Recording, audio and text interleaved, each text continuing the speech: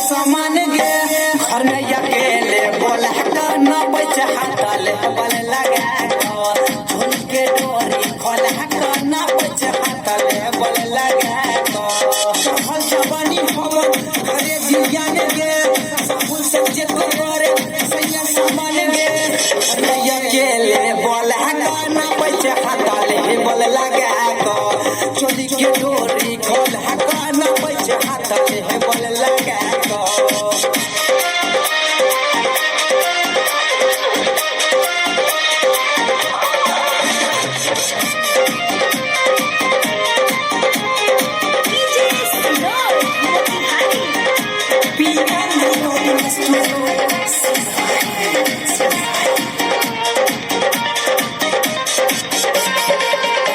चौकी पकड़ी दे सैया गुनिया लहंगा मोहन सब छाटे बड़ गुनिया चौकी पकड़ी दे सैया गुनिया लहंगा मोहन सब छाटे बड़ गुनिया कैसे समार छै यही पछेनी हमरा तो दर्द छै घुमा जाले होठ से होठ मिला कर न बचे हाथ बल लगा छोड़ी के डोरे खोल न बचे हाथ बल लगा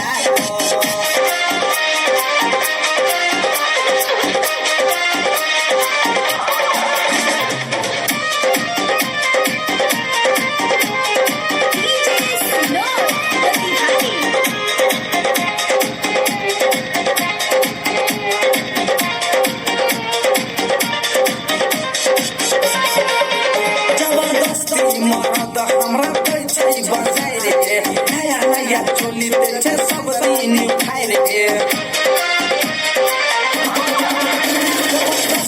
मरद हमरा पैसा बजाय रे नया नया चोली दे सब दिन खाय रे छोटे की बड़ जोबन ना पैसा साइज गे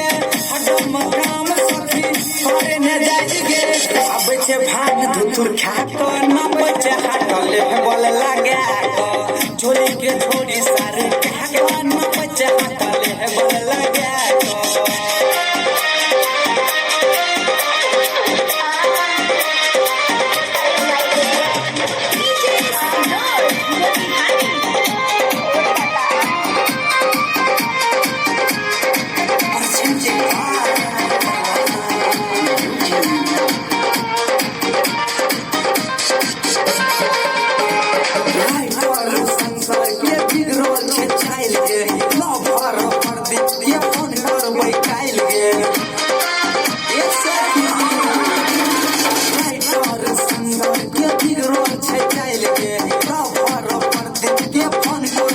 छोटे छोटे हमर 16 साल गे जमाहिर के कोना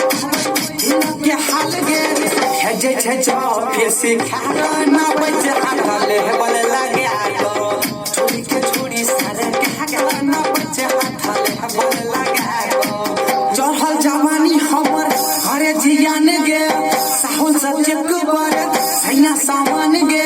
घर में अकेले बोल ना बच हाथल बल लगा छोड़ी के डोरी खोल ना बच हाथल बल लगा छोड़ी के पिता सर ना बच हाथल बल लगा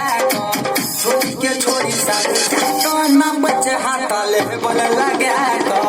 चोली के डोरी सर ना बच हाथल बल लगा छोड़ी के पिता सर ना बच गे सखी